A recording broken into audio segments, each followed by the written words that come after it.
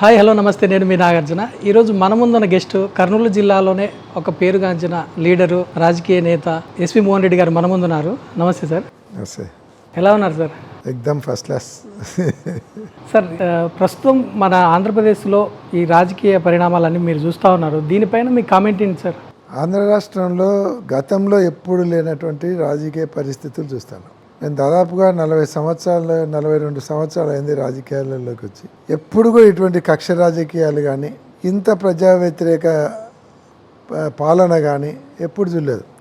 ఎందుకంటే ఒక red book అని పెట్టేసి సోషల్ మీడియాలో ఎవరైనా సరే గవర్నమెంట్కి అగెనెస్ట్గా చిన్న కామెంట్ పెట్టినా, మాకు ఎరువులు రాలేదంటే ఎరువులు ఎందుకు ఇవ్వడం లేదు, లేదంటే ఫీజు రియంబర్స్ రాలేదంటే మాకు ఎందుకు ఫీజు రియంబర్స్ గవర్నమెంట్ ఇవ్వడం లేదని అడిగితే సోషల్ మీడియా ద్వారా తీసుకుపోయి జైల్లో పెడుతున్నారు. అంతేకాకుండా ఒక వ్యక్తిని ఒకటే కేసులో 14-15 పోలీస్ స్టేషన్లలో కేసులు పెట్టి, అదే కేసే వాడు ఒక పోలీస్ స్టేషన్ ఒక కోర్టులో బెయిల్ తీసుకొని బయటకు వస్తే మళ్ళీ అక్కడి నుంచి తీసుకుపోయి ఇంకొక సబ్ జైల్లో. అంటే ఇటువంటిది అనేది అసలు కొత్త పద్ధతి, కొత్త ఒరవడి. ఇది ఎప్పుడు చూడలేదు. ఫ్రాక్షన్ రాజకీయాలలో చూసినప్పుడు కూడా ఇవన్నీ ఎప్పుడు చూడలేదు. ఇట్లా తప్పుడు కేసులు పెట్టడము, ఇబ్బందులు పెట్టడము, ఒక స్కామ్ను కానీ దేన్నైనా క్రియేట్ చేయడము, దాంట్లో తీసుకుపోయి జైల్లో పెట్టడము, ఇవి చిన్న సోషల్ మీడియా కార్యకర్తలను తీసుకొని రావడం, కొట్టడము, వాళ్ళను ఎక్కడెక్కడి నుంచో తీసుకొని వచ్చి 4-5 రోజులు సరెండర్ కోర్టుకు హాజరుపరచకుండా అది చేసేది ఒక పద్ధతి అయితే, రైతుల గురించి కానీ విద్యార్థుల గురించి కానీ ఎక్కడ లేదు, అన్నీ బ్లఫ్. సార్, ఇప్పుడు మీరు 2019 ఎలక్షన్లో మీ పార్టీ వాళ్ళు టోటల్గా 175 నియోజకవర్గాలు ఉంటే 151 స్థానాల్లో గెలిచి కూడా ఇప్పుడు 2024 ఎలక్షన్లలో 11 స్థానాలకి ఎందుకు పరిమితమయ్యారు సార్? ఎక్కడ తప్పు జరిగింది అసలు? దాంట్లో 2 రకాల కారణాలు ఉన్నాయి. ఒకటి, ఫస్ట్ ఆయన విపరీతమైన హామీలు ఇవ్వడంలో జగన్మోహన్ రెడ్డి గారు ఆ పని చేయాలి. మేనిఫెస్టో చూస్తే జగన్మోహన్ రెడ్డి గారు 2024లో మేనిఫెస్టో ఇప్పటికి ఇచ్చే దానికే ప్రభుత్వానికి భారమైంది, మళ్ళా పెంచి ఏవి ఇయ్యలేమో అని చెప్పినాడు. మేమందరం అడిగినాం జగన్మోహన్ రెడ్డిని, 1 లక్ష రూపాయలు రైతు రుణమాఫీ ప్రకటించు అని. అన్న ఇవ్వలేమన్నా, మనం ప్రజలకు అబద్ధాలు చెప్పకూడదు. ఏదంటే మనం ఏమి ఇవ్వగలుగుతామో అవే చెప్పాలి. ఆ రోజు అవకాశం ఉండి మనకు గవర్నమెంట్ ఇన్కమ్ పెరిగితే ఇద్దాం, చెప్పకుండా ఇద్దాం. అధికారంలోకి రావడం కోసమని మనం ఇవ్వలేనటువంటి హామీలన్నీ ఇచ్చి ప్రజలను మోసం చేయడం మంచి పద్ధతి కాదు. ఆ రాజకీయమే వద్దు, ఓడిపోయినా పర్లేదు ప్రతిపక్షంలో కూర్చుందాం, అంతేగాని అబద్ధాలు చెప్పి పదవిలోకి వచ్చే పదవే వద్దు అని చెప్పారు. రైతు రుణమాఫీ చెప్పాలంటే 80,000 కోట్లు అవుతుంది, మోసం చేయడం కాదా అన్నాడు. కరెక్టే. కానీ చంద్రబాబు నాయుడు గారు అప్పుడు ఏం చేసినారు, ఆ ఇచ్చే స్కీములకే శ్రీలంక అయిపోతుంది, ఇది నేపాల్ అయిపోతుంది అని చెప్పినటువంటి వ్యక్తి ఆ రోజు ఏం చెప్పినాడు, అవి జగన్మోహన్ రెడ్డి గారు ఇచ్చే స్కీములన్నీ ఇస్తాము, అవి కాక ఎక్స్ట్రా ప్రతి విద్యార్థికి, చదువుకునే విద్యార్థికి, ప్రతి ఇంట్లో ఎంతమంది ఉంటే అంతమందికి, ప్రతి మహిళకు 18 సంవత్సరాలు దాటిన మహిళలకు 1,500 చొప్పున సంవత్సరానికి 18,000, నిరుద్యోగులందరికీ కూడా నెలకు 3,000 చొప్పున 36,000, 50 సంవత్సరాలు దాటిన ఎస్సీ ఎస్టీ బీసీలు అందరికీ కూడా, మైనార్టీలకు అందరికీ 4,000 పెన్షన్ అని చెప్పినాడు. అంటే ఆయన చెప్పినటువంటి చేయాలంటే ఆంధ్రప్రదేశ్ బడ్జెటే కాదు, సౌత్ ఇండియా బడ్జెట్ అంతా కూడా సరిపోదు. ఆ విషయం ఆయనకు తెలుసు, చేయలేనని ఆయనకు తెలుసు. చేయలేనప్పుడు ఇన్ని హామీలు ఎలా సార్ అధికారంలోకి రావాలి? చంద్రబాబు నాయుడు గారు ఎప్పుడైనా సరే అబద్ధాన్ని అవలీలాగా చెప్పగలుగుతాడు. అవలీలాగా చెప్పడం కాదు, నమ్మించగలుగుతాడు. అది చంద్రబాబు నాయుడు గారి దగ్గర ఇది గొప్పతనం. ఆయనకు మాత్రం ఆయన గొప్పతనాన్ని కూడా ఒప్పుకోవాలి మనం, ఆయన గ్రేట్ క్వాలిటీస్ అదైతే ఆయనకు ఉంది. అట్లా నమ్మించగలిగి అధికారంలోకి రాగలిగాడు. అదే జగన్మోహన్ రెడ్డి గారు ముఖ్యమంత్రి అయ్యేసరికి చంద్రబాబు నాయుడు గారు అప్పుడు చెప్పినప్పుడు ఆయన గవర్నమెంట్ ఖజానాలు ఎంత ఉన్నది, కేవలం 100 కోట్ల 100-110 కోట్లు ఉన్నది. జగన్మోహన్ రెడ్డి గారు 2024లో దిగిపోయి చంద్రబాబు నాయుడు గారు ముఖ్యమంత్రి అయ్యేసరికి 8,000 కోట్లు గవర్నమెంట్ అకౌంట్లో ఉంది. అప్పటికే ఒక డిఏ ఇస్తా అన్నాడు, ఎలక్షన్ కోడ్ వచ్చి నిలబడిపోయింది. ఫీజు రియంబర్స్మెంట్ ఒక త్రైమాసికంది ఇవ్వాలి, అది ఎలక్షన్ కోడ్ వచ్చింది కాబట్టి దాన్ని నిలబెట్టినారు. రాష్ట్రంలో అప్పుల పాలైపోయింది, ఇప్పుడు ఖజానా లేదు, నేను ఎలా చూసుకోవాలని చెప్పేసి చంద్రబాబు నాయుడు గారు చెప్పడం అయితే చూసాము. వాళ్ళే చెప్పినారా? అవును. 14 లక్షల కోట్ల అప్పు ఉందని చెప్పినారా ఎలక్షన్లకు ముందు? చంద్రబాబు నాయుడే చెప్పినాడు 14 లక్షల కోట్లు ఉందని. పవన్ కళ్యాణ్ ఏమో 12 లక్షల కోట్లు ఉందని చెప్పినాడు. లోకేష్ 10 లక్షల కోట్లు అన్నారు. వాళ్ళ ఫైనాన్స్ మినిస్టరు బడ్జెట్ ప్రవేశపెట్టినప్పుడు చంద్రబాబు నాయుడు చెప్పింది 14 లక్షల కోట్లు జగన్ అప్పు చేసినాడు. వాళ్ళ ఫైనాన్స్ మినిస్టరు వాళ్ళు గవర్నమెంట్ వచ్చిన తర్వాత పయ్యాల కేశవ్ గారు బడ్జెట్ ప్రసంగంలో ఏం చెప్పినాడు? 6,50,000 కోట్లు ఉంది ఇప్పటికీ గవర్నమెంట్ అప్పు, అంటే పాతది కొత్తది కలిపి కొత్త గవర్నమెంట్ 3,50,000 కోట్లు అప్పు చేసింది అని చెప్పారు. అంటే ఇప్పుడు వచ్చిన ఈ 1.5 సంవత్సరంలోనే కాదు, 5 సంవత్సరాలలో కరోనా సమయంతో కలుపుకొని జగన్మోహన్ రెడ్డి గారు చేసిన అప్పు 3,50,000. అదే సార్, ఇప్పుడు 6 లక్షలు అన్నప్పుడు ఇప్పుడు టీడీపీ గవర్నమెంట్ వచ్చినాక ఈ 1.5 ఇయర్లోనే 3 lakhs 1.5 ఇయర్లో చేసింది 2.5 లక్షలు. చంద్రబాబు నాయుడు గారు మొన్న ముఖ్యమంత్రి అయ్యేసరికి 24లో 6.5 లక్షల కోట్ల అప్పు ఉన్నది. అంటే గతంలోది చంద్రబాబు నాయుడు గారు గవర్నమెంట్ దిగిపోయేసరికి 14 నుంచి 19కి 3 లక్షల కోట్ల అప్పు ఉన్నది. జగన్మోహన్ రెడ్డి గారు వచ్చిన తర్వాత దాదాపుగా 3,50,000 కోట్లు చేస్తే 6,50,000 అయింది. Okay sir. అప్పటికి అంటే జగన్మోహన్ రెడ్డి గారు 3,50,000 కోట్లు అప్పు చేసినాడని 5 సంవత్సరాలలో పయాలకేసి చెప్పినాడు. వీళ్ళు 14 లక్షలు 12 లక్షలు 10 లక్షలు అని చెప్పారు. అంటే ఎంతమంది కలిసి ఒక అబద్ధాన్ని నిజం నిజం ఇది నిజం నిజం. ఎలక్షన్లకు ముందు 1,00,000 కోట్లు తిన్నాడు, 1,00,000 కోట్లు తిన్నాడు.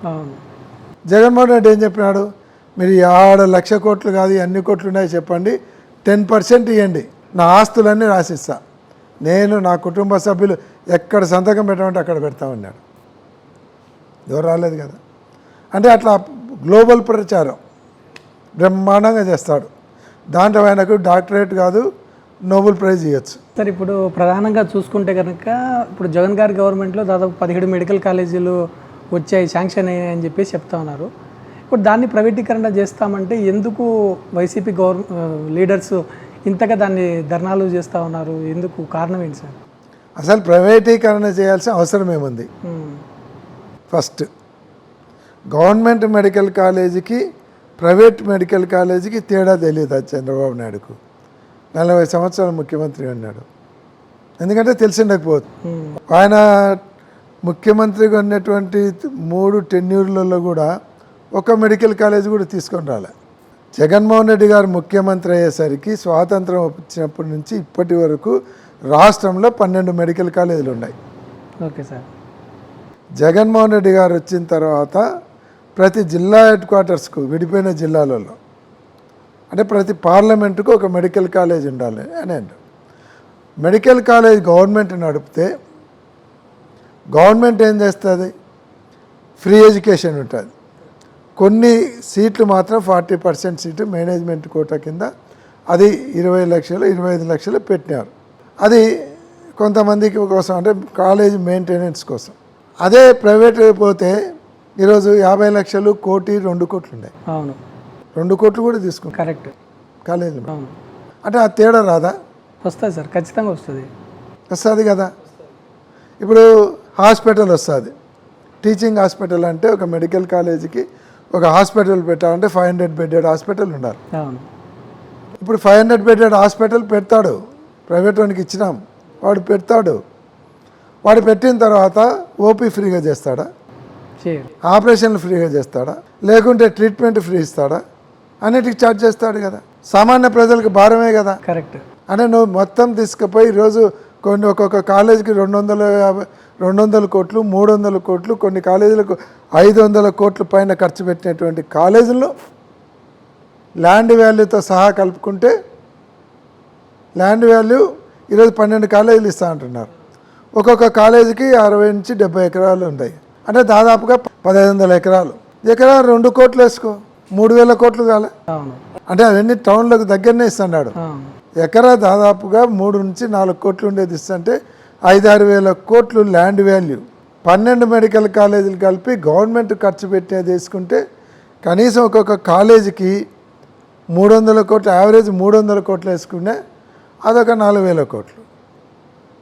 అంటే 9-10 వేల కోట్ల రూపాయల ఆస్తిని ప్రైవేట్ వాళ్ళకి ఎందుకు ఇవ్వాలి? ప్రజలకు భారం కాదా రేపు వైద్యం కానీ వైద్య విద్య కానీ? సార్, సామాన్య మానవుడు ఇప్పుడు ఎక్కడ లాస్ అవుతున్నాడు అంటే కనుక ఒక విద్య కాడ వైద్యం కాడనే లాస్ అవుతా ఉన్నాడు. ఈ రెండింటిని ఫ్రీగా ఇచ్చే స్కోప్ ఎప్పుడైనా వస్తుందా సార్? యాక్చువల్గా జగన్మోహన్ రెడ్డి గారు చేసినారు కదా. నీకు విద్యార్థులకు ప్రతి చదువుకుండే పిల్లవానికి 15,000 ఇవ్వాలనేది ఎక్కడ భారతదేశంలో ఎక్కడ లేదు. ఆంధ్రప్రదేశ్లో జగన్మోహన్ రెడ్డి స్టార్ట్ చేసిన. ఎందుకు? ప్రతి విద్యార్థి చదువుకోవాలి అని. జగన్మోహన్ రెడ్డి గారు వచ్చిన తర్వాత విద్యా వ్యవస్థలో ఎన్ని మార్పులు తీసుకొని వచ్చినారు.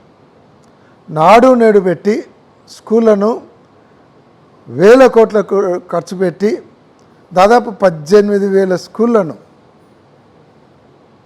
ప్రైవేట్ స్కూళ్ళ కంటే బ్రహ్మాండంగా తయారు చేశారు.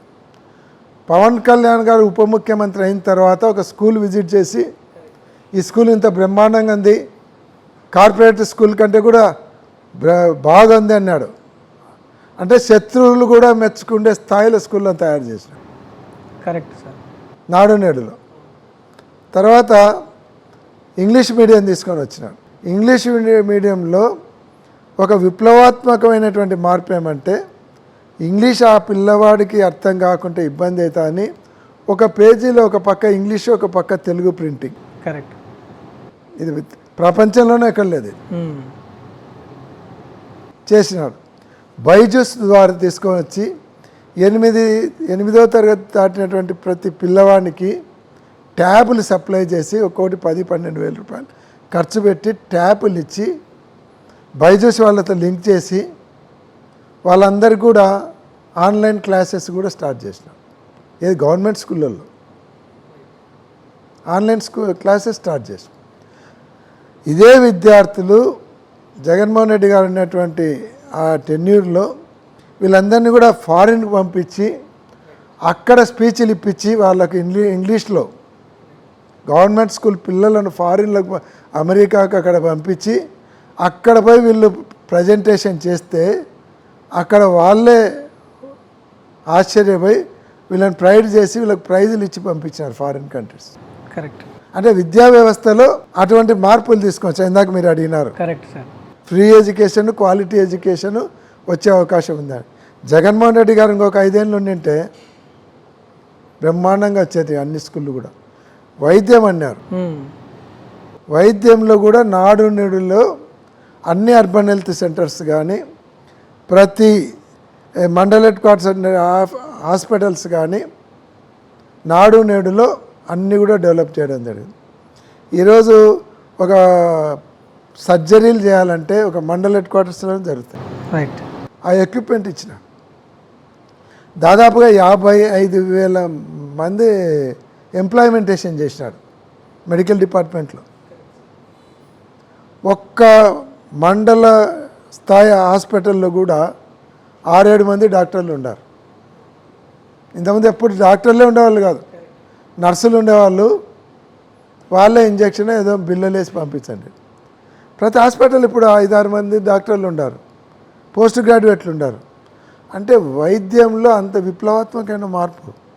అంటే ప్రతి సామాన్యునికి ఏం కావాలి అనేది ఆయన గుర్తించినాడు. వైద్యము విద్య ఉంటే వానికి మెంటల్ టెన్షన్ ఉండదు. ప్రజలు ఎందుకు సార్ గవర్నమెంట్ వైపు చూడడం లేదంటే ఇప్పుడు ఎవరికైనా ఒక హెల్త్ ఇష్యూ వచ్చిందంటే దబక్కిన ఒకళ్ళు ప్రైవేట్ హాస్పిటల్కే చూస్తూ ఉన్నారు. గవర్నమెంట్ హాస్పిటల్ సైడ్ ఇంత ఎక్విప్మెంట్ ఉందని చెప్పేసి తెలియడం లేదు కదా ప్రజలకు. ఇప్పుడు గవర్నమెంట్ హాస్పిటల్లకు ప్రైవేట్ హాస్పిటల్ తగ్గిపోయినారు కదా, మండల స్థాయి నుంచి వచ్చేటోళ్ళు. అంటే ఎక్కడైతే హాస్పిటల్ అన్నీ డెవలప్ అయ్యి ఫుల్ ప్లెడ్జ్లు అయినాయో తగ్గిపోయినారు. ఈరోజు ఒక అర్బన్ హెల్త్ సెంటర్ పోండి, ఎంతమంది డాక్టర్లు ఉంటారు? ఇంతమంది మేము పోతుంటే 2 నర్సులు ఉంటుండే, ఒక కాంపౌండర్ ఉంటుండే, ఇప్పుడు డాక్టర్లు ఉంటున్నారు. అందుకే ఏదన్నా క్రానికల్ లేదంటే పెద్ద జబ్బులు వస్తే కర్నూలు హాస్పిటల్కి వస్తున్నారు తప్ప లేదు. నేను ఇందాక చెప్పాను మెడికల్ కాలేజ్, మేము ఒక ఆదోని ఎగ్జాంపుల్ చెప్తా. ఆదోన్లో మెడికల్ కాలేజ్ దాదాపు 300 కోట్లు ఖర్చు పెట్టినారు. దానికి టీచింగ్ హాస్పిటల్ను ఫుల్ ప్లెడ్జ్లు తయారు చేసినారు. ఆల్మోస్ట్ స్టాఫ్ను కూడా డిప్యూట్ చేసినారు, ప్రిన్సిపల్ని అపాయింట్ చేసినారు. దానికి దాదాపు 300 కోట్లు ఖర్చు పెట్టి హాస్పిటల్ని కూడా ఫుల్ ప్లెడ్జ్లో గవర్నమెంట్ తయారు చేసింది. ఇప్పుడు ప్రైవేట్ పరం చేస్తే ఆ 300 కోట్లు వానికే పోయి, కరెక్ట్. కాలేజీ ఖర్చు పెట్టి 300 కోట్లు పోయి, దాదాపు ఆడ ఎకరం 3-4 కోట్లు ఉంది, అదే ఒక 200 కోట్లు పోయి. ఇవన్నీ కాక వెనుకబడిన ప్రాంతం ఆదోని, ఆలూరు, పత్తికొండ, మంత్రాలయం, ఎమ్మిగనూరు 5 తాలూకాలు. వాళ్ళ అంత దూరం నుంచి పేషెంట్లు కర్నూలుకి వస్తారు. ఆడ టీచింగ్ హాస్పిటల్, మెడికల్ కాలేజ్ ఉంటే పీజీ స్టూడెంట్స్ ఉంటారు, ప్రొఫెసర్లు ఉంటారు, వీళ్ళందరూ కూడా హాస్పిటల్లో సర్వీస్ ఇస్తారు. ఈ 5 నియోజకవర్గాల ప్రజలు ఇంత దూరం రావాల్సిన అవసరం లేదు. అందుకే హెల్త్ డిపార్ట్మెంట్లో కూడా మార్పులు తేవాలి. ప్రతి గ్రామీణ ప్రాంతంలో ఒక 500 బెడెడ్ హాస్పిటల్లో అంటే మెడికల్ కాలేజ్ రావాలి అని 17 మెడికల్ కాలేజీలు తెచ్చి 2 సంవత్సరాలలో 5 మెడికల్ కాలేజీలు పూర్తి చేసి దానిలో స్టార్ట్ చేసి మరో 2 మెడికల్ కాలేజీలు అబౌట్ టు స్టార్ట్.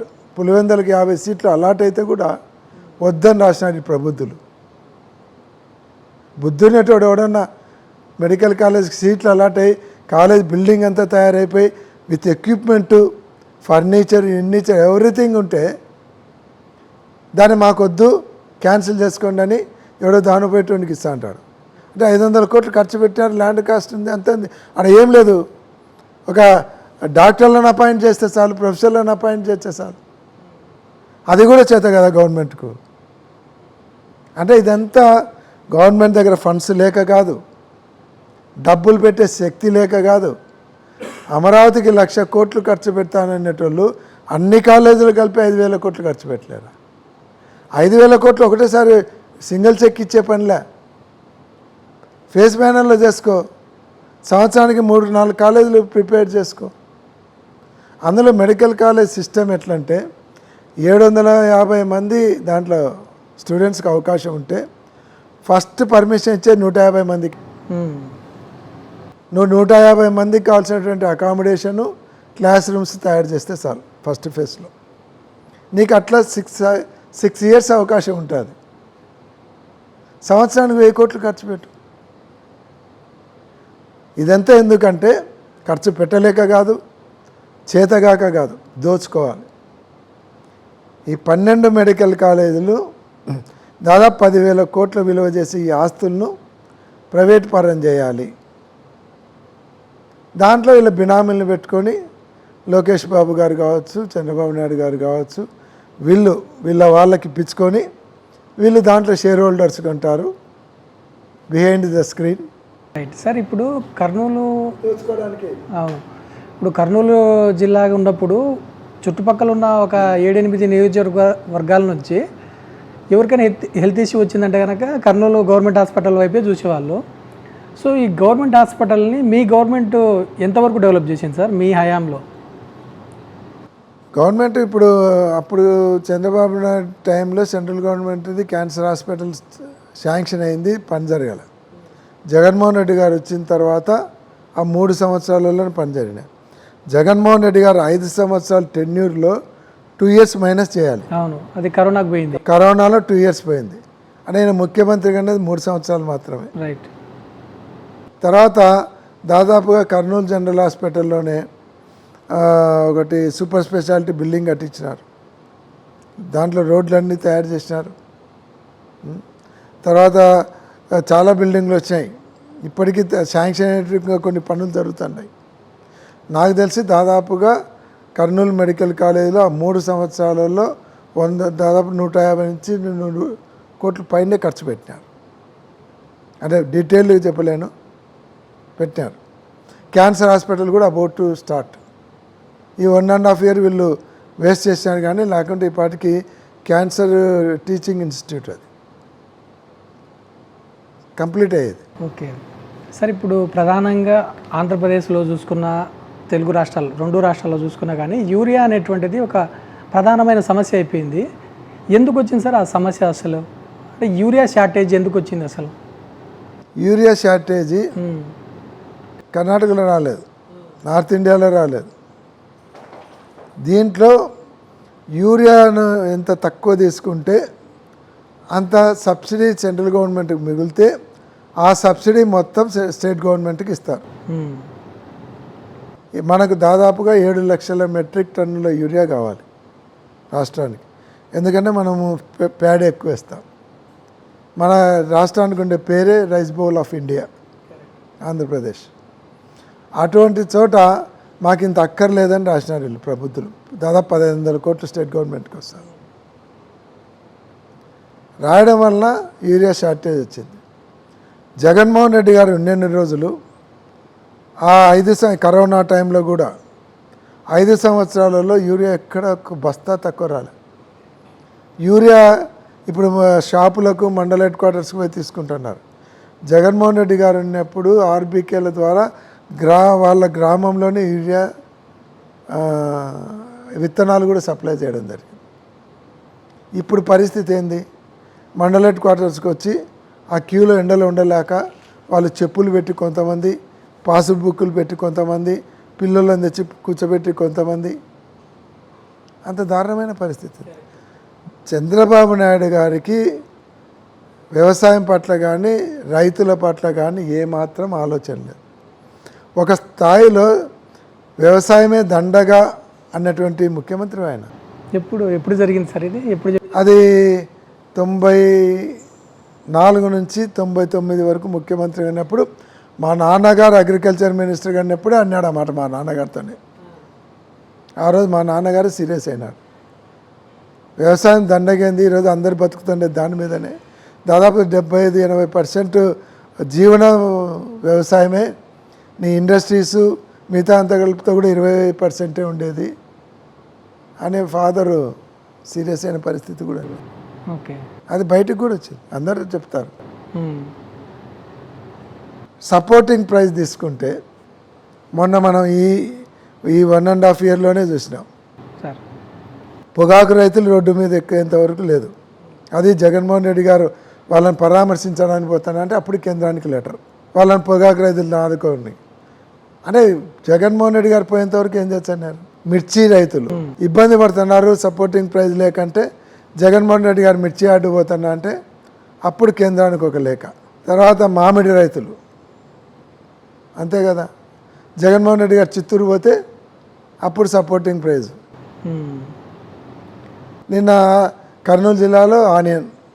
సార్, ఈ రేట్లు ఇప్పుడు కరెక్ట్ పంట చేతికి వచ్చినప్పుడే రేట్లు పడిపోవడానికి కారణం ఏంటి సార్ అసలు? అంటే ఇప్పుడు ఉల్లి చూసుకున్నా కానీ, దాని తర్వాత ఇంకా కొన్ని పంటలు, ఇప్పుడు మొక్కజొన్న చూసుకున్నా, దాని తర్వాత పత్తి తీసుకున్నా కానీ, మిరపకాయలు తీసుకున్నా కానీ కరెక్టు పంట పండించేంత వరకు బాగానే ఉంటుంది రేటు.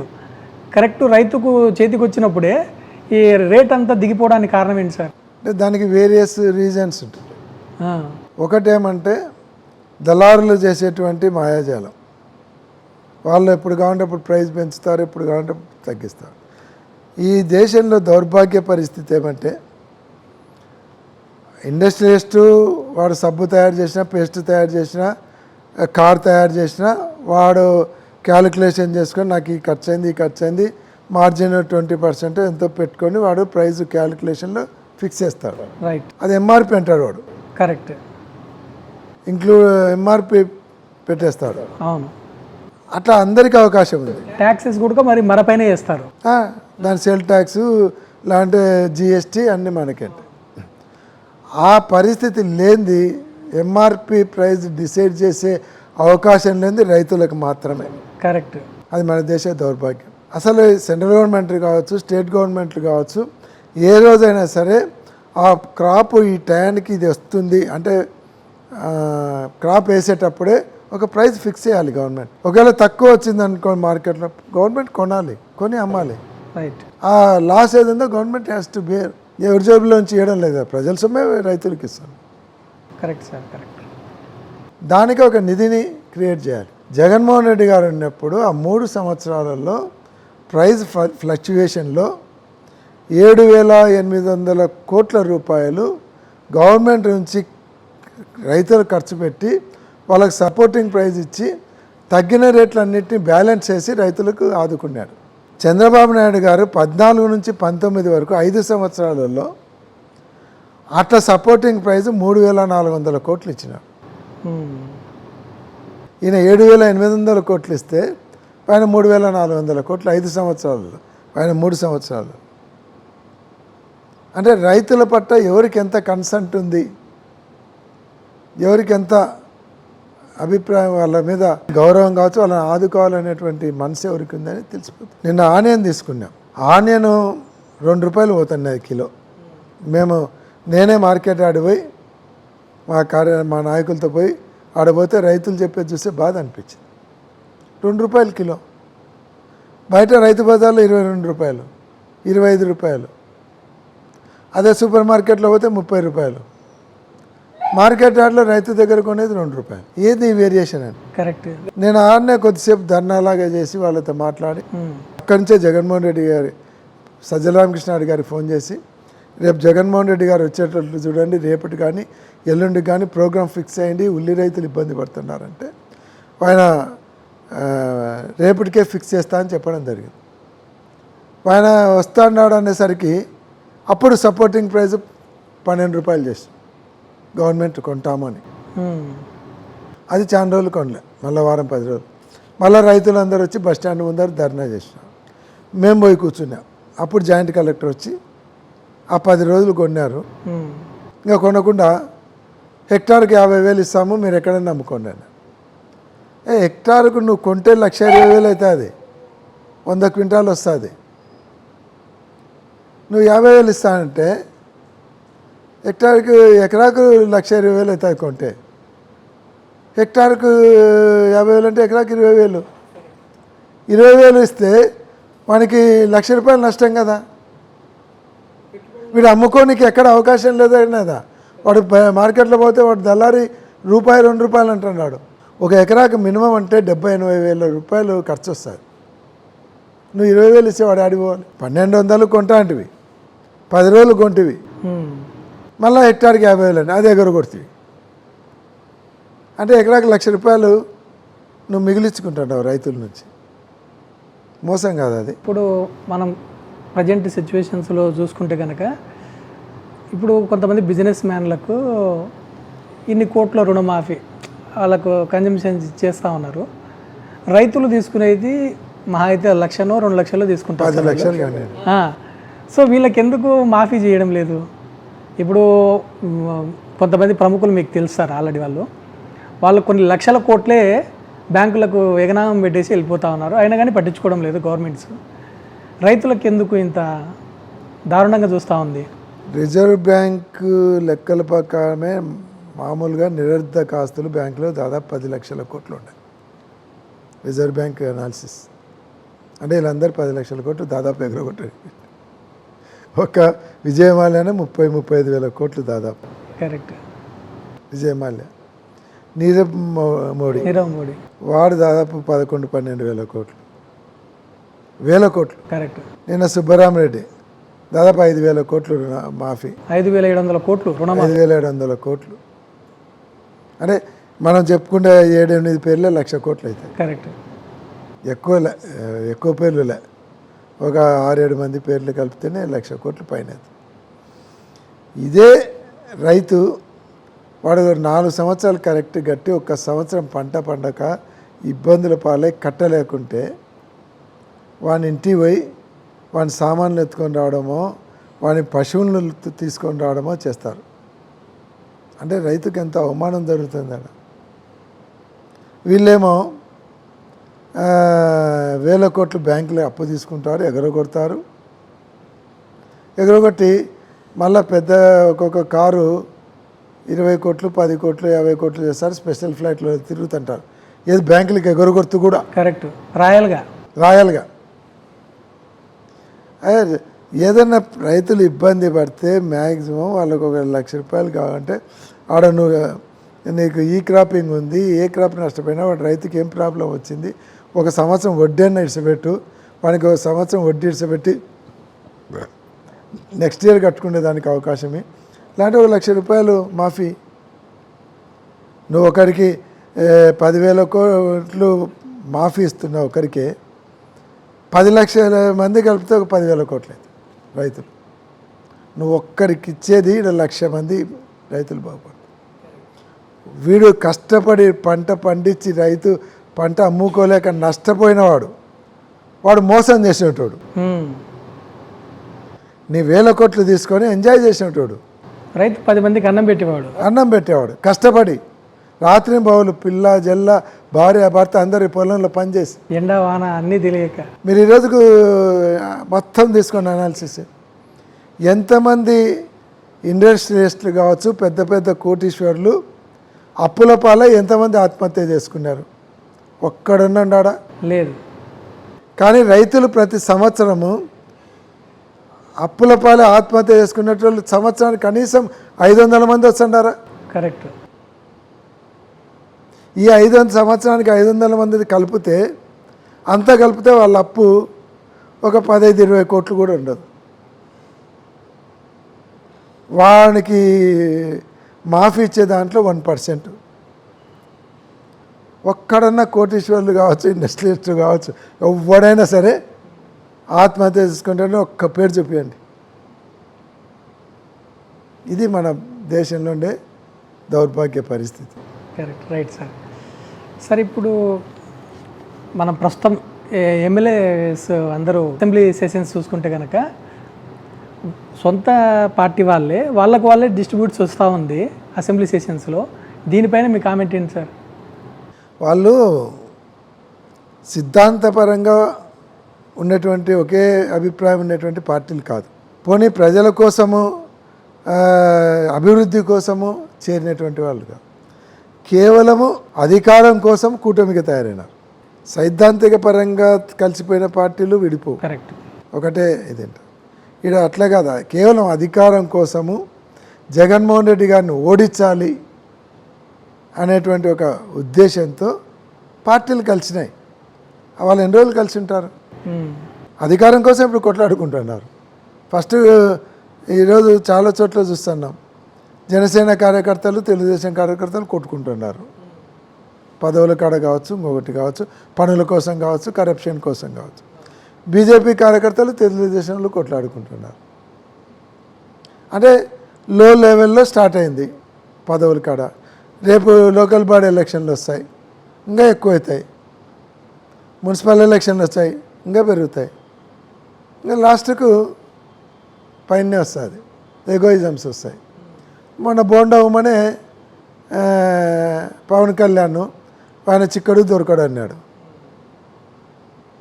మేము వాళ్ళ ఆఫీసర్లు పలకరు, ఆఫీసర్లను ఎమ్మెల్యేగా మేము అడిగితే ఆయన చెప్పాలంటారు పవన్ కళ్యాణ్. పవన్ కళ్యాణ్ ఎప్పుడు ఛాంబర్ మీద దొరకడు అని అసెంబ్లీలో మాట్లాడినాడు. అంటే ఇట్లా కొట్లాడుకునే స్థాయికి వస్తుంది, బయటపడుతుంది. ఇలా సిద్ధాంతపరంగా కలిసిన పార్టీలో, ప్రజల రాష్ట్ర డెవలప్మెంట్ కోసం కలిసిన పార్టీలో అయితే ఎక్కువ తక్కువకుంటారు. ఇంకా ఎవరు ఎగోయిజమ్స్ వాళ్ళు స్టార్ట్ అవుతాయి. నేను చంద్రబాబు బాలకృష్ణ గారు చిరంజీవి గురించి మాట్లాడినాడు. పవన్ కళ్యాణ్ హౌస్లో ఉన్నాడు. వాడు వీడు వాడేవాడు చిరంజీవి గాడు అన్నట్టు మాట. సైలెంట్. గతి లేదు. తెలుగుదేశం వదిలిపెడితే లెక్క గతి లేదు. గతి లేదు కాబట్టి పడిండారు. కాదని చెప్పవను. ఇదే పవన్ కళ్యాణ్ గారు ఏమన్నారు? ఎవడో 15 సీట్లు పడేస్తే తీసుకోనికి లేదు, మేము పల్లకీలు మోసేదానికి కాదు, పల్లకీలు ఎక్కడానికి ఉన్నాము, మా జనసేన సైనికులు, వాడేవాడు వీడు వాడిచ్చేదేంది వీడిచ్చేదేంది అన్నాడు. ఇప్పుడు ఏమంటున్నాడు? 15 సంవత్సరాలు చంద్రబాబు నాయుడుకి సేవకునిగా ఉంటాను, ఆయన కింద పనిచేస్తాను అంటాను. నేను సరెండర్ అయినా కదా, నీకు గతి లేదని నువ్వే ఒప్పుకుంటున్నావు. మనం సొంతంగా పోటీ చేసే శక్తి సామర్థ్యాలు, ఆ ఇన్ఫ్రాస్ట్రక్చరు అవన్నీ మన దగ్గర ఉండాయని నువ్వే పబ్లిక్ మీటింగ్లో మాట్లాడినావు. అవన్నీ లేవు కాబట్టి అక్కడ పోయి పడిండావు. నాకు చేత కాదురా బాబు, నీవే నాకు దిక్కుని. కానీ వాని ఆత్మాభిమానాన్ని చంపుకొని ఉన్నాడు. కానీ ఆత్మాభిమానం ఉన్నటువంటి జనసేన సైనికులు ఉండలేకన్నారు. వాళ్ళంటే పదవుల కోసమో డబ్బు కోసమో ఆత్మాభిమానాన్ని చంపుకున్నారు. కానీ కార్యకర్తలు ఎప్పుడు ఆత్మాభిమానాన్ని చంపుకోరు. ఈరోజు వాళ్ళు నలిగిపోతున్నారు. చంద్రబాబు నాయుడు కిందైనా ఊడిగం చేయడం చూసి ఎంత తగ్గి వాళ్ళకు పూర్తిగా వాళ్ళకి సరెండర్ కావడం చూసి బాధపడుతున్నారు, నలిగిపోతున్నారు. ఈరోజు చిరంజీవి తిట్టిన తర్వాత కూడా ఈయన నోరు మీద పడడం లేదంటే ఇంకా ఆక్రోశం వస్తుంది. సొంత అన్నను అడ్డంగా మాట్లాడితే ఏం తప్పు మాట్లాడుతున్నావు అనలేవా? ఒక మాట లేసి సభలో లేనటువంటి వ్యక్తుల గురించి మాట్లాడడము సభా సాంప్రదాయం కాదు. అది ఆ మాటను సభలో లేనటువంటి వ్యక్తుల గురించి మాట్లాడడం సభా సాంప్రదాయం కాదు, రికార్డుల నుంచి తొలగించండి. నువ్వేం బాలకృష్ణ తిట్టాల్సిన అవసరం లేదు. అది కూడా అనలేనటువంటి అశక్తునిగా మారినావు. సొంతం అన్నానంటే నీకు ఈ ఫ్యాన్స్ వీళ్ళందరూ ఆన్సర్ ఇచ్చినారు. నీకు ఆ లెగసీ ఎక్కడి నుంచి వచ్చింది? చిరంజీవి నుంచే కదా. లేదంటే నువ్వెవరు? శతకోటి లింగాలలో బోర్లింగం అన్నట్టు. చిరంజీవి తమ్ముడుగా నువ్వు ఫీల్డ్లోకి వచ్చినావు. తర్వాత యాక్షన్ బాగా చేసినా నీకు గుర్తింపు వచ్చింది. ఆ మెగా ఫ్యాన్స్ అంతా నీకు ఫ్యాన్స్ అయినారు. అంతేగాని నువ్వు ఇది సొంతము వాళ్ళ అల్లుడి మీద ఆయన ఏదో క్యాన్వాస్ పోయిన నంద్యాలు పోయి ఇచ్చినాడని ఆయన మీద కేసు పెడితే ఒక మాట మాట్లాడకపోయినా నువ్వు డిప్యూటీ సీఎం కండావు. సిగ్గన్నందా? ఎందుకు పెడతాడయా? ఆయన ఏదో నంద్యాలు పోయిస్తే కేసు పెట్టాలని అనలేవా? డిప్యూటీ సీఎం కండి అంటే నువ్వు ఒకటి బాగుండాలి. చిరంజీవి ఫ్యామిలీ ఏమన్నా కావచ్చు, అల్లు రామింగ ఫ్యామిలీ ఎట్లా పోయినా పర్లే, వాళ్ళని ఎన్ని అవమానాలు చేసినా పర్లే తెలుగుదేశం. కానీ నువ్వు మాత్రం పదవి పట్టుకొని అలబడాలి. అందుకే ఇప్పుడు జనసేన సైనికులు ఎదురు తిరుగుతున్నారు. Right sir. ఇప్పుడు అసెంబ్లీ సెషన్స్ లాస్ట్ మనం చూసుకుంటే కనుక బాలకృష్ణ గారు మాజీ ముఖ్యమంత్రి అయినటువంటి జగన్ గారికి సైకో అని సంబోధించినారు. దాని గురించి మీ కామెంట్ ఏంటి సార్? అది తప్పు. ఒకటి, సభలో లేనటువంటి వ్యక్తి గురించి మాట్లాడడం సభా సాంప్రదాయం కాదు. సభలో మాట్లాడినప్పుడు గౌరవంగా మాట్లాడాలి. ఆ పక్క జగన్మోహన్ రెడ్డి గారు కూడా ఒక మాజీ ముఖ్యమంత్రి. అందులో బాలకృష్ణ గారు మొదటి నుంచి చాలా మితంగా మాట్లాడేటువంటి వ్యక్తి. ఆయన ఈ రకంగా మాట్లాడంటే కూడా మాకు విచిత్రంగా ఉంది. మరి ఆయన మాట్లాడినాడా, చంద్రబాబు నాయుడు మాట్లాడిచ్చినాడా తెలియదు. కానీ ఒకటి బాలకృష్ణ గారు గుర్తుపెట్టుకోవాల్సిందేమంటే ఆయన నందమూరి ఎన్టీ రామారావు గారి కొడుకు.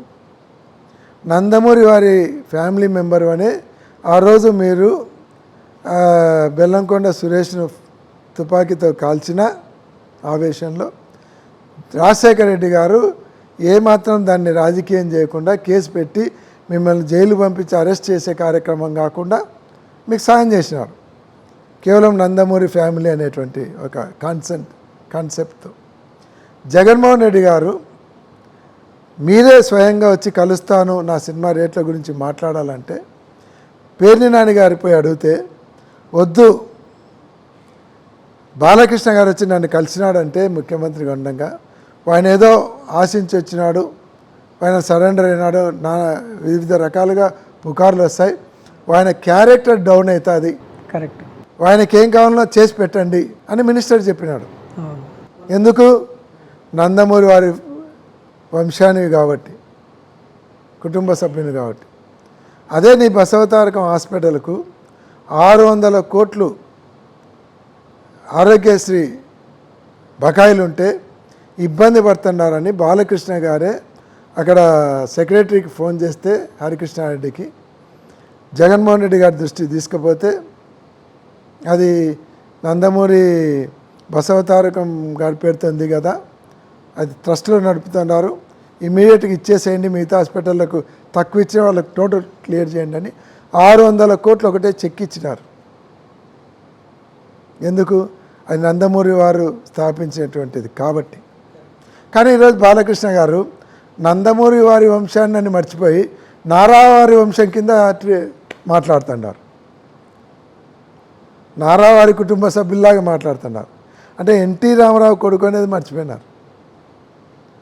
అయ్యా, నారావారు ఇదే మీ నాన్నగారిని పదవిలోంచి దించినప్పుడు హోటల్ దగ్గరకు వచ్చినప్పుడు, ఆయన క్యాంపెయిన్ ఉండేటువంటి హోటల్ దగ్గరకు వచ్చినప్పుడు ఇదే తెలుగుదేశం చంద్రబాబు నాయుడు గారి ఫాలోవర్స్తో చెప్పులు వేయించినాడు. అదంతా వీడియోలు ఉన్నాయి. ఆయన మీద చెప్పులు వేస్తుంటే ఆయన ఇట్లా పెట్టుకుంటే పక్కన ఉండేటోళ్ళు వాళ్ళ పంచలో ఏంటో అడ్డం పెట్టినారు ఆయన మీద చెప్పులు. అటువంటి వ్యక్తికి సపోర్ట్ చేయడము, నీకు ఇన్ని రకాలుగా సాయం చేసినటువంటి జగన్మోహన్ రెడ్డి గారిని సైకో అనడము, సైకో గాడు, అది ఆయన విజ్ఞతకు మంచిది కాదు. అసలు సైకోని ఇంట్లో పెట్టుకున్నాడు ఆయన. రాజకీయాలలో కక్ష సాధింపు రాజకీయాల కోసము అందరి పేర్లు ఒక బుక్లో నోట్ చేసుకొని దానికి ఒక రెడ్ బుక్ అని పెట్టి దాని మీద తప్పుడు కేసులన్నీ పెట్టి వాళ్ళని పట్టుకొని పోయి 100 మంది కార్యకర్తలు పోలీసులతో అరెస్ట్ చేయించి కొట్టించి వాళ్ళని జైలు పాలు చేపిస్తూ వికృతానందం పొందుతున్నటువంటి సైకోను నువ్వు ఇంట్లో అల్లునిగా పెట్టుకొని ఎవరినో సైకో అంటే ఎట్లా? చాలా తప్పు. ఆయన మాట్లాడడం అది మంచి పద్ధతి కాదు. నేను చెప్పాను కదా, నందమూరి వారి వంశాన్ని మర్చిపోయి నారావారి వంశంలాగా మాట్లాడుతూ వచ్చినాడు. రైట్. సరే, టీడీపీ వాళ్ళు వచ్చేసి రెడ్ బుక్ అన్నారు, మీరు వచ్చేసి డిజిటల్ బుక్ అని రీసెంట్గా లాంచ్ చేసినారు. సో అంటే ఏంటి సార్, అంటే ఇది ఇప్పుడు శాంతియుతంగా జరిగే స్కోప్ అయితే లేదా సార్ రాబోయే రోజుల్లో? కాదు. లోకేష్ ఏం చెప్పినాడు ఎలక్షన్లలో, ఎవడోడు ఏం చేస్తున్నాడు అవన్నీ రెడ్ బుక్లో రాస్తున్నాను, వాళ్ళ కథ చూస్తాను తెలుస్తానన్నాడు. అదే చేస్తున్నాడు ఇప్పుడు. జగన్మోహన్ రెడ్డి గారు ఈరోజు ఏం చెప్పినారు,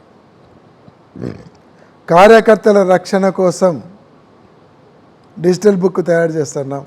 ఇది కార్యకర్తలకు ఒక కవచం, రక్షణ కవచం లాంటిది.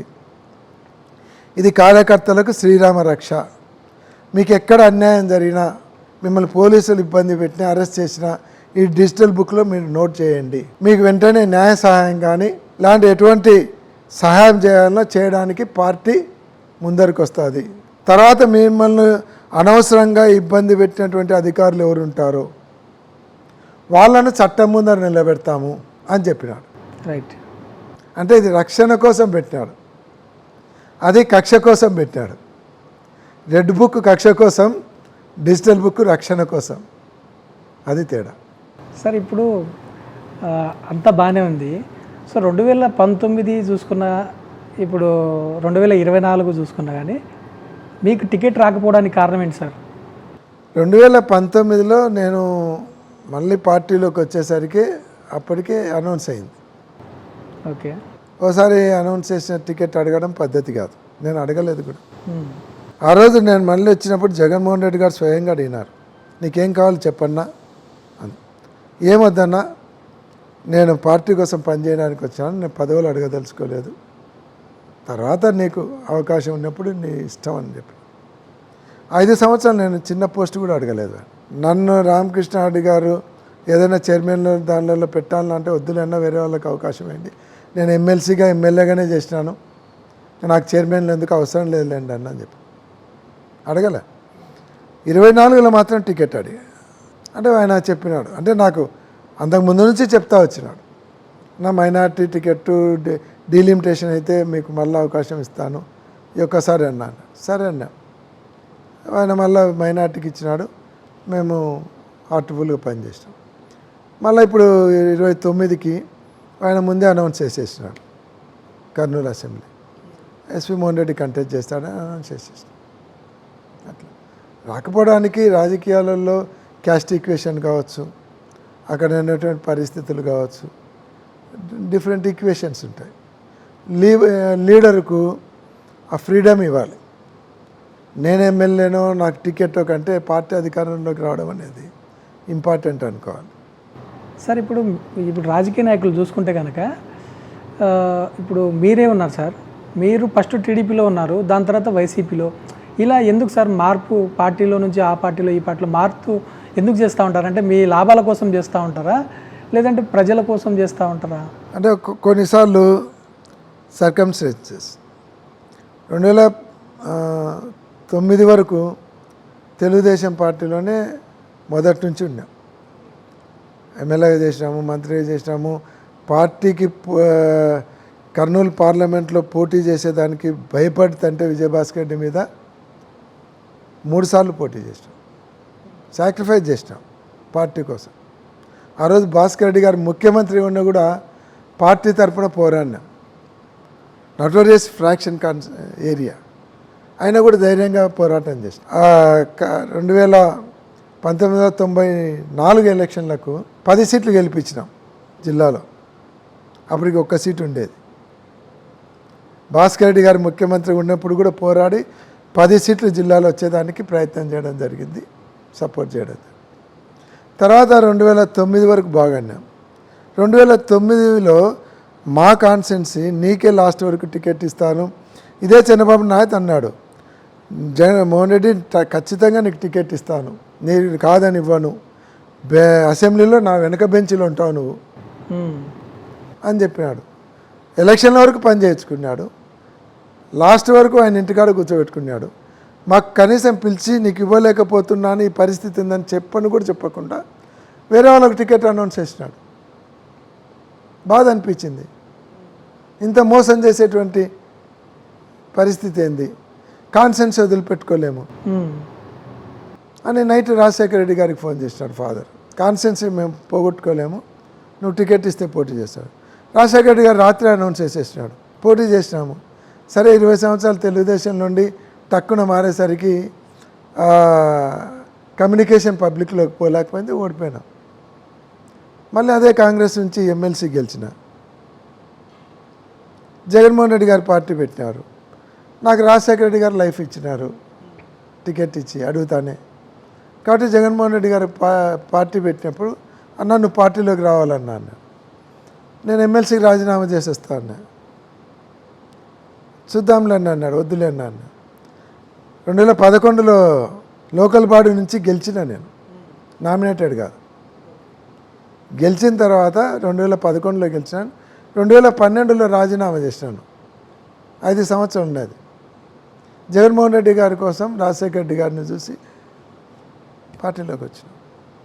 అధికార పార్టీలో ఉండి 5 సంవత్సరాల పదవీ కాలాన్ని కూడా వదిలిపెట్టుకొని గవర్నమెంట్కి అగెనిస్ట్గా పోరాటానికి దిగినాం. మళ్ళీ తెలుగుదేశంలోకి పోవాల్సిన పరిస్థితి వచ్చింది. ఆ రోజు భూమా నాగిరెడ్డి గారు నాకంటే ముందు పోయినాడు. ఆయన ఫ్యామిలీ ప్రెజర్స్, అందరం ఒక పక్కన ఉంటాం, నువ్వు ఒక్కనే ఆ పక్క అంటే రేపొద్దున మీ చెల్లెలు చనిపోయింది, ఇప్పుడు ఎవరు లేరు పిల్లలకు కూడా, నువ్వు కూడా పక్కన లేకుంటే ఎట్లా నాకు, అది ఇదని ఫ్యామిలీ సెంటిమెంటు, ఆయన ప్రెజరు, ఇంకా కుటుంబ సభ్యులు కూడా ఆ ప్రెజర్కు అందరం ఒకటిసారి అన్నాం, ఆయన కాడికి అయింది లేను పోయినాం. ఆ రోజు కూడా చంద్రబాబు నాయుడు ఏం చేసినాడు, నేను చేరేటప్పుడే చెప్పినాడు, మళ్ళా మీరే పోటీ చేద్దరు 19లో మీరే ఉంటారు అది ఇది. మళ్ళీ ఆ రోజు లాస్ట్లో ఎగురుకొట్టినాడు. ఎవరు డబ్బులు ఇచ్చే వాళ్ళకి టికెట్ ఇస్తున్నాడు. ఇంకా ఆయనతో వద్దనే వద్దు సంవత్సరం. ఫస్ట్ సారి మోసపోయినాం, రెండోసారి బావమరిది కోసం వచ్చి మోసపోయినాం. ఇంకా చాలా అనుకొని ఆ రోజు ఏం ఆశించకుండా నాకు ఏది వద్దు పార్టీకి పనిచేస్తాను వచ్చి చెప్పి 19లో చేసినాం, 24లో చేసినాం. అంటే కొంతమంది ఏదైనా ఆశించిపోవచ్చు, కొంతమందికి ఇట్లా పరిస్థితుల ప్రభావం కొంతమందికి వస్తుంది. ఓకే సార్, ఇప్పుడు ఫస్ట్ చూసుకుంటే మీ రాజకీయ ప్రమేయము ఆలగడ్డ నుంచి పత్తికొండ నుంచి కర్నూలు, ఎందుకు సార్ జర్నీ ఇలా సాగింది?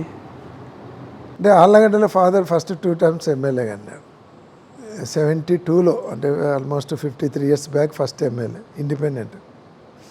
తర్వాత 83లో ఎమ్మెల్యే అన్నాడు.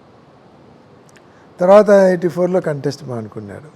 మళ్ళీ ఎలక్షన్లు వస్తే అప్పుడు ఎవరో ఒకరు మన వాళ్ళని పెట్టాలని భూమా నాయుడు వాళ్ళ అన్నను పోటీ పెట్టించి వాళ్ళకి అప్పచెప్పినాం. సరే చెల్లెలకు కట్నంగా కాన్సెన్స్ ఇచ్చేసినాం. నెక్స్ట్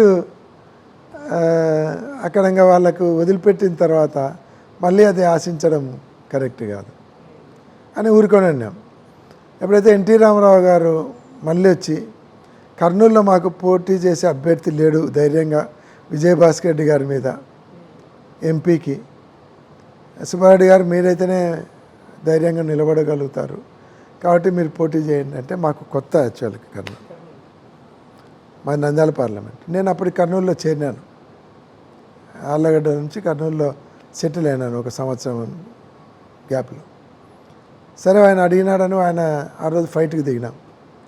సరే బాగా గెలిచే పరిస్థితుల్లో రాజీవ్ గాంధీ చనిపోవడం, అప్పుడు కాంగ్రెస్ వన్ సైడ్ గెలవడం జరిగింది.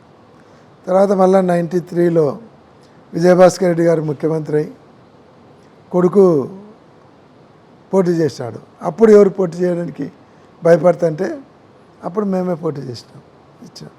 మళ్ళీ ఎలక్షన్లు వచ్చినాయి, పత్తికొండ సీటు ఖాళీ ఉంది.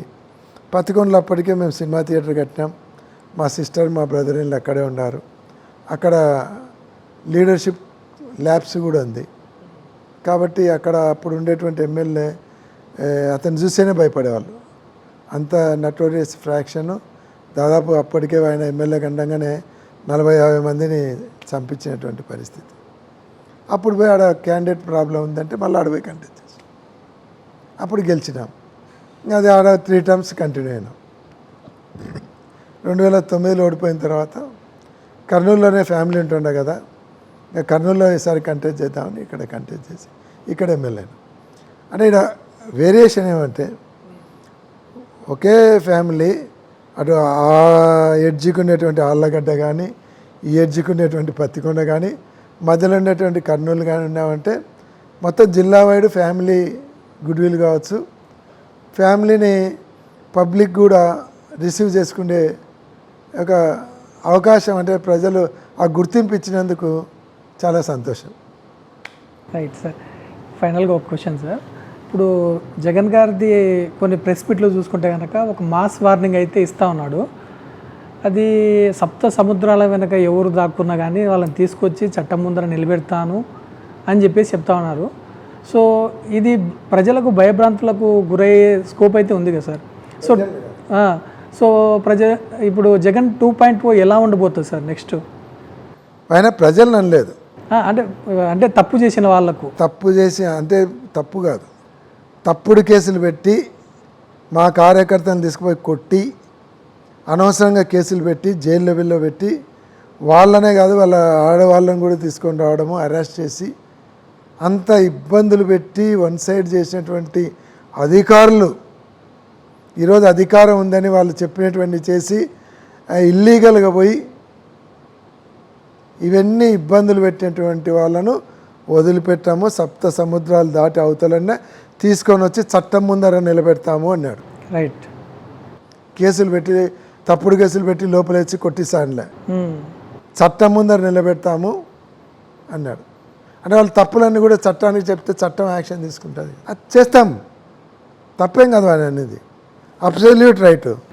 మంచి ఆఫీసర్లు ఏమన్నాం కదా, నువ్వు వన్ సైడ్గా ఏదో వాళ్ళ తెలుగుదేశం కార్యకర్త కంటే అన్యాయంగా వాళ్ళు చెప్పిన కేసులన్నీ పెట్టి గౌరవప్రదంగా ఉండేటోళ్ళ మీద గంజాయి కేసులు పెట్టి ఒక మంచి రిప్యుటేషన్ ఉండేటువంటి ఫ్యామిలీ మీద దొంగసారా కేసులు పెట్టి మొన్న కేసు పెట్టారు కర్నూలు. ఎగ్జాంపుల్ చెప్తాం, ఫిజియోథెరపీ డాక్టర్ వాళ్ళు ఏదో రాత్రి ఇంటికాడ అరుచుకున్నారు, ఊరికే ఆర్గ్యుమెంట్ చేసుకున్నారు. అవతల వాళ్ళు కంప్లైంట్ ఇచ్చినా, నేను పిలిపించినా, వీళ్ళు కంప్లైంట్ ఇచ్చినా, మళ్ళా 6 వరకే కేసు రిజిస్టర్ అయింది.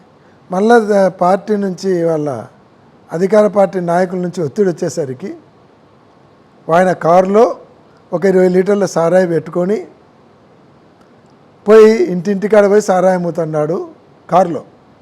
20 లీటర్ల సారాయి అంటే 20 లీటర్ల కంటే తక్కువ ఉంటే బెయిలబుల్ కేసు అవుతుంది, 20 లీటర్లు ఉంటే నాన్ బెయిలబుల్. కారులో సారాయి క్యాన్ పెట్టుకొని ఇంటింటికాడ పోయి 5 రూపాయలకు 10 రూపాయలు సారాయి అమ్ముతాడా ఫిజియోథెరపీ డాక్టర్? ఏం చెప్పాలి? ఇటువంటి వాళ్ళను ఏడన్నా ఇడిచిపెట్టచ్చునా? అది జరుగుతుంది. అంటే ఈ నీకు ఎగ్జాంపుల్ చెప్పిన ఒక కేసు ఇట్లాంటి చాలా ఉన్నాయి. ఈయనే మా కార్పొరేటర్ ఆఫీస్ పగలగొట్టి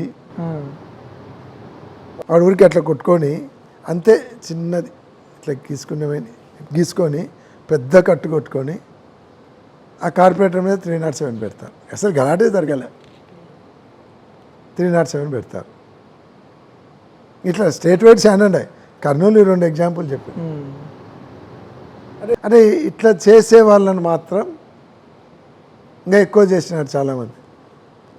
అట్లాంటి వాళ్ళను అనవసరంగా కేసులు పెట్టినటువంటి వాళ్ళను గురించి మాట్లాడినారు తప్ప జగన్మోహన్ రెడ్డి గారు అందరు అధికారుల గురించి మాట్లాడలేదు, అందరు ప్రజల గురించి మాట్లాడలేదు, ప్రతి తెలుగుదేశం కార్యకర్తను పట్టుకొని వస్తామని చెప్పలేదు.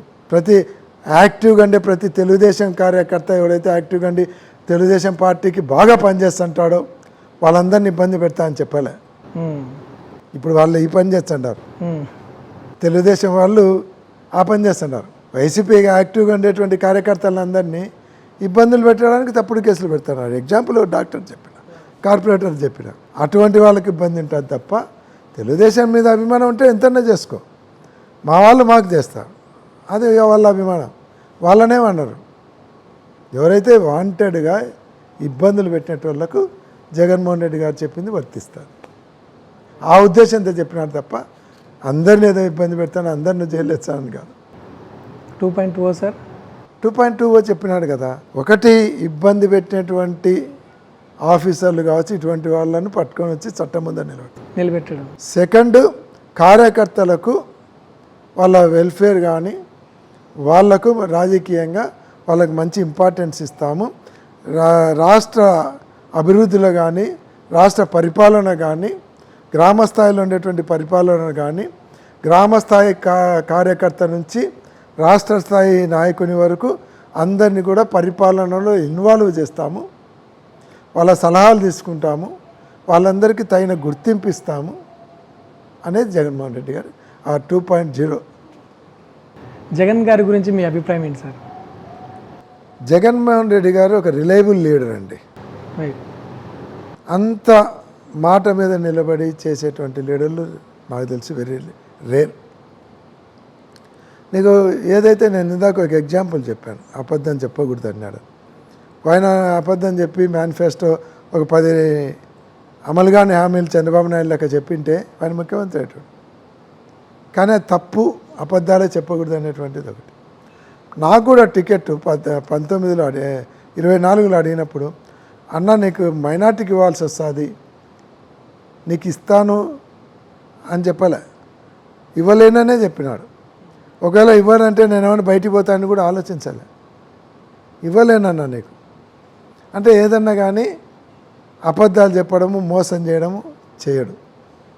ఏదన్నా అంటే ఇస్తే ఇస్తానని చెప్తాడు, లేదంటే లేదు అని చెప్పేస్తాడు. అంటే రిలయబుల్ లీడర్, మాట చెప్తే మాట మీద అంటాడు, ఏదైనా ఒక హామీ ఇచ్చినా దాని మీద నిలబడతాడు. ఒకటేమంటే భయం లేనటువంటి వ్యక్తి, దేనికి భయపడ్డు, 16 నెలలు జైలుకే పోయి ఇచ్చినాడు. ఆ రోజులలో సోనియా గాంధీని ఎదిరించాలంటే గట్స్ ఉండాలి. నేషనల్ లీడర్లో ఆయన ఆమెను చూసి భయపడేటువంటి పరిస్థితులలో ఆఫ్టర్ ఆల్ ఒక ఎంపీగా ఉండి 40 సంవత్సరాల వయసు పెట్టుకొని బయటకు వచ్చి ఆమెకు ఎదురు తిరిగి 16 నెలలు జైల్లో ఉండి మళ్ళా జైలు నుంచి బయటకు వచ్చి ఒంటరి పోరాటం చేసి ఒక పార్టీని, ఒక వ్యవస్థను తయారు చేసుకొని ఒకసారి ఓడిపోయి మళ్ళా 5 సంవత్సరాలు స్ట్రగుల్ చేసి మళ్ళీ అధికారంలోకి రాగలిగినాడంటే అంటే ఎంత మొండోడు, ఎంత ధైర్యము, కమిట్మెంటు అనేది అర్థమవుతుంది. ఇంకొకటి ఎగ్జాంపుల్, అధికారం పోయిన తర్వాత, ఘోరంగా ఓడిపోయిన తర్వాత చంద్రబాబు నాయుడు గారు 3 సంవత్సరాలు ఎక్కడ బయట కనపడలే. ఒక్క అజిటేషన్ కానీ గవర్నమెంట్కి అగెనెస్ట్గా ఒక్క ధర్నా కానీ పెట్టలే. వాళ్ళు పెట్టలే, వాళ్ళ కార్యకర్తలు చిన్నది కూడా చేయలే. దాదాపు 1.5 సంవత్సరం ముందు స్టార్ట్ చేసినారు. జగన్మోహన్ రెడ్డి గారు 11 సీట్లతో ఘోరంగా ఓడిపోయినాం. కానీ ఓడిపోయిన 3వ నెలనే ఢిల్లీలో ధర్నా పెట్టాడు. కార్యకర్తలు, నాయకులు అందరితో ఢిల్లీలో ధర్నా పెట్టి అందరినీ ఢిల్లీకి రప్పించి అక్కడ ధర్నా పెట్టి 3 నెలల్లోనే తిరుగుబాటు బావట ఎగరేసినాడు. అంటే ఇంకా 5 సంవత్సరాలు ఉంది కదా ఈ పుంచేందుకు అని భయపడలే. 3 నెలల నుంచే స్టార్ట్ చేసినాడు. 3వ నెలలో ఆడ ఢిల్లీలో ధర్నా చేసినాడు. వచ్చినప్పటి నుంచి ప్రోగ్రామ్స్ మీద ప్రోగ్రామ్స్ జరుపుతూనే ఉన్నాడు. సక్సెస్ఫుల్గా జరుగుతున్నాయి. పార్టీ కమిటీలు అన్నీ వేస్తున్నారు. గ్రామ స్థాయి వరకు కమిటీలు వేసుకుంటూ పోతున్నాడు. క్యాడర్ని యాక్టివేట్ చేస్తున్నాడు. లీడర్లు అందరికీ పని పెట్టినాడు. లీడర్లను యాక్టివేట్ చేస్తున్నాడు. అక్రమంగా కేసులు పెట్టిన వాళ్ళ కోసం లీగల్ టీం పెట్టినారు. ఎవరికైనా సరే కేసు ఉంటే హైకోర్టులో కేసు వేయాలి. హైకోర్టులో న్యాయ సహాయం కావాలంటే బెయిల్ పిటిషన్ కానీ వేయాలంటే ఫ్రీ పార్టీ తరపున. హైకోర్టులో 6 మంది లాయర్లు ఉన్నారు ఇప్పుడు. హైకోర్టు లాయర్లు ఫ్రీ. ఇక్కడ నుంచి జస్ట్ ఎఫ్ఐఆర్ కాపీ పంపిస్తే వాట్సాప్లో వాళ్ళే బెయిల్ పిటిషన్ కానీ ఏదన్నా కానీ రూపాయి ఖర్చు ఉండదు. వీడు విజయవాడ పోయే పని కూడా ఫ్రీ ఆఫ్ కాస్ట్ సర్వీస్. జిల్లా స్థాయిలో అయితే జిల్లాలో లీగల్ టీం ఉంది, వాళ్ళు కూడా ఫ్రీ ఆఫ్ కాస్ట్ సర్వీస్. ఇట్లాంటివన్నీ ఎక్కడన్నా ఎవరైనా అరెస్ట్ చేస్తే అక్కడ లీడర్లు ఇమ్మీడియట్గా పోయి వాళ్ళకు సపోర్టింగ్ ఉండడం. లోకల్ లీడర్లు కావచ్చు, లాంటి జిల్లా స్థాయి నాయకులు కావచ్చు, ఇంకా అవసరమైతే పై నాయకులు కూడా వస్తారు. ఇంకా అవసరమైతే ఆయన కూడా జైల్లోకి పోతున్నారు పరామర్శించారు. అంటే ఆ కమిట్మెంట్ ఉన్నటువంటి నాయకుడు. Sir right. ఇప్పుడు చంద్రబాబు నాయుడు గురించి మీ అభిప్రాయం ఏంటి సార్? భారతదేశంలో క్రెడిబిలిటీ లేని నాయకుడు ఎవరైనా ఉన్నాడంటే చంద్రబాబు నాయుడు గారే. ఒక అబద్ధాన్ని పదే పదే చెప్పి నిజమని నమ్మించగలిగినటువంటి గొప్ప టాలెంట్ ఉండేటువంటి నాయకుడు కూడా చంద్రబాబు నాయుడు గారే. ఏదైనా సరే ఆచరణ కాని కార్యక్రమాలు కూడా చేస్తాను, నేనే చేసినానని నమ్మించగలను. అంటే నాదెన్లకు నేనే చెప్పినాను, సాఫ్ట్వేర్ చెప్పమని పెట్టమని, లేకుంటే హైదరాబాద్ నేనే సిటీ డెవలప్ చేస్తాను, ఎయిర్పోర్ట్కి, అంటే ఇట్లాంటివన్నీ ఏదైనా సరే క్రెడిబిలిటీ లేని నాయకుడు చంద్రబాబు నాయుడు గారు. క్రెడిబిలిటీ ఉండేటువంటి నాయకుడు జగన్మోహన్ రెడ్డి. పవన్ కళ్యాణ్ గురించి ఒక మాటలో చెప్పాలండి సార్. పవన్ కళ్యాణ్ నాయకుడా? ఆయన నాయకుడు అని మీరు అనుకుంటున్నారేమో, నేను అనుకోవడం లేదు. ఎప్పుడైతే చంద్రబాబు నాయుడు గారి పల్లకి మోయడానికి సిద్ధమై 15 సంవత్సరాలు ఆయన కింద పనిచేస్తానన్నాడో, ఆయన పవన్ కళ్యాణ్ గారు చంద్రబాబు నాయుడు గారికి ఫాలోవర్ అయిపోయినాడు. ఆయన ఎట్లా నాయకుడు అవుతాడు? ఆయన నాయకుడే కాదు. ఆయన ఎప్పుడేం మాట్లాడతాడో ఆయనకు తెలియదు, వాళ్ళ కార్యకర్తలు తెలియదు, ప్రజలకు కూడా తెలియదు. ఓసారి సనాతన ధర్మం అంటాడు, ఓసారి నేను మా ఇంట్లో ఎప్పుడు బైబిల్ ఉందంటాడు, మా నాయన ఎప్పుడు రామజపం చేస్తానంటాడు, మా అమ్మ ఆరితే మా నాయన సిగరెట్ ముట్టించుకుంటానంటాడు. ఇటువంటి వాళ్ళు కూడా నాయకులు అంటే నాయకుడు అనే పదానికి అర్థం లేకుండా పోతారు. అఖిలప్రియ గారి గురించి ఒక మాటలో. అఖిలప్రియ గురించి పెద్దగా మాట్లాడనీకేముంది? ఆమె ఏదో ఎమ్మెల్యేగా రాజకీయం చేసుకుంటుంది. అదే మీ మేనకోడలు కాబట్టి ఆమె గురించి. మేనకోడలు అంటే బంధుత్వమే రాజకీయం. బంధుత్వం కాడికి వచ్చేసరికి ఆమె మా చెల్లెలు కూతురు, నాకు మేనకోడలు. రాజకీయం వచ్చేసరికి ఆమె తెలుగుదేశం, నేను వైసీపీ. అవసరమైతే ఆళ్ళగడ్డలో కూడా ఎలక్షన్లు వస్తే వైసీపీ తరపున వాళ్ళు పిలిచి క్యాన్వాస్కి రమ్మంటే పోతాను. పార్టీనే. బంధుత్వమే, రాజకీయం. Right sir. Thank you sir. Thank you very much.